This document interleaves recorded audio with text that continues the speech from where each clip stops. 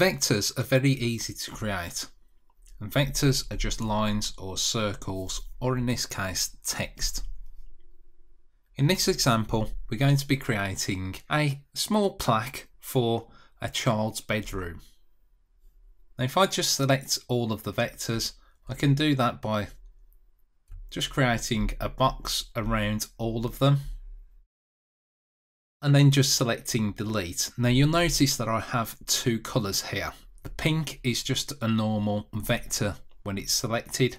The purple ones are actually grouped together, and I'll show you how you can do that later.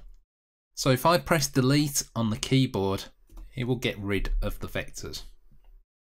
Okay, so the first thing that we're going to do is to create a rectangle. So you can do that by selecting on the left here, and then just left click and just drag a box out. Then you can enter the width. Let's do that, let's say 140, and a height, let's say 90. You can add corner radius to this. So let's say I want to do 10. You can also change this by actually dragging on the corner there, like so. You can also invert it if you wished. Let's make those a little bit smaller. And then select create when you've finished. Now you can either cancel that or just right click to exit the tool. And then to get this in the center, you can either press F9 on the keyboard or go down to the vector drop down, select center in model from the align menu. Now to edit this, do something called node editing, which shows all of the points and you can actually move each of these points. And you can also insert new ones. So if you go into node editing, which is here, you can also press N on the keyboard for the shortcut, and basically it allows you to move all of the points. So if I hover over the midpoint there, I can right click and I can see that I have a few options.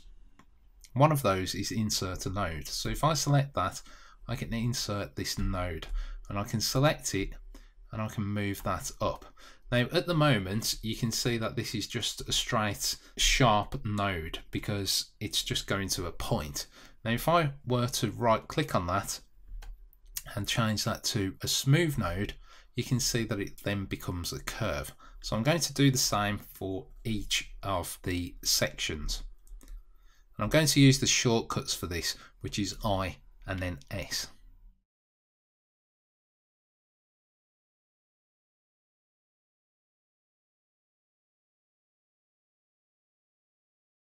So I'm going to now edit this again. I'm going to offset this. So I'm going to use the offset vectors tool and I'm going to create two offsets. Now you can either enter a distance in the tool dialog box, or you can just select the actual vector, bring that outwards, let's say to there.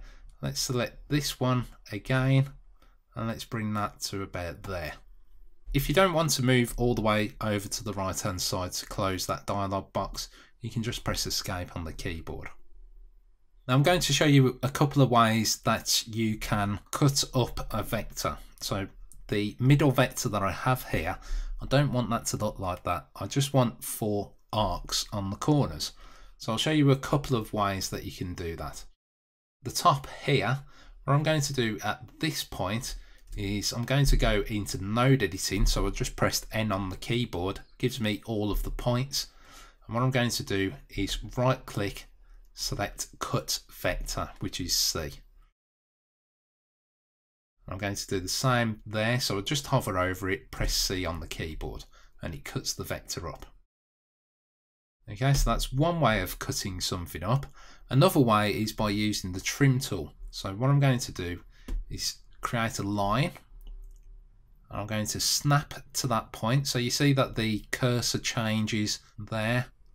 I'm going to snap to there. Now you can see that this wants to carry on creating a line. If you just want to carry on creating a line but want to specify a new point, press space on the keyboard and it will allow you to create a new one without having to close the tool down. When you're happy with that, press escape. Now to trim that off, if I go to the trim vectors tool And then what I can do with these scissors is select the area that I want to remove. So if I select there and select there, that's erased both of those. And then what I can do is just delete each of these. Now you can see that I've selected one of those. If I want to select a second one, press Shift on the keyboard and then select a second one. And then press Delete on the keyboard. Okay, so there's my two arcs.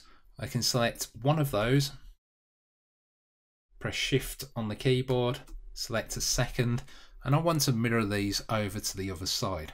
And I can do that by using the Mirror Objects tool, which is located here.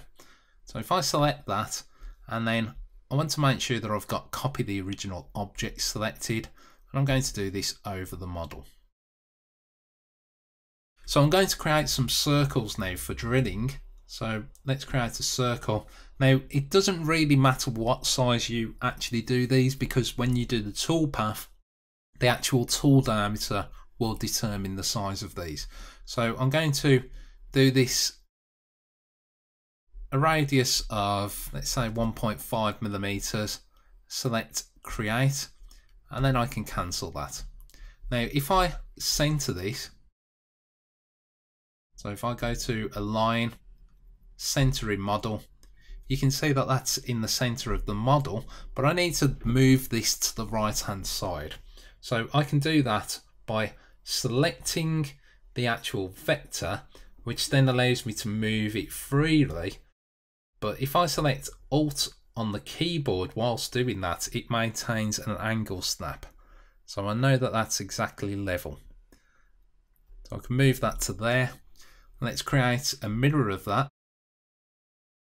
And I'll do that across the model. And you can see that it's created a copy over there. All that I need to do now is create the text.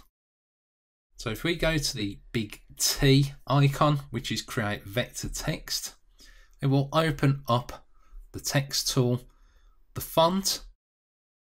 You can see these are all the fonts that are actually installed on your computer.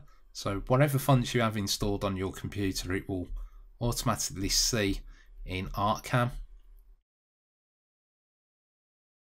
And I'm just going to type in Junior's Room, press enter, and then select create. You can change the spacing of this, you can change the size of this to whatever you want. Select create, and then let's just align that in the center. And you'll notice that when I select this, it's all purple. That means that it's all grouped together. So if I select any of this text, it's all grouped together. Now I want to do that for the circles. So if I select one of the circles and then shift select the second circle, and I can come here to group. And if I select that, they now become a group and they're both purple. So if I select one of those, you can see that it selects both of them.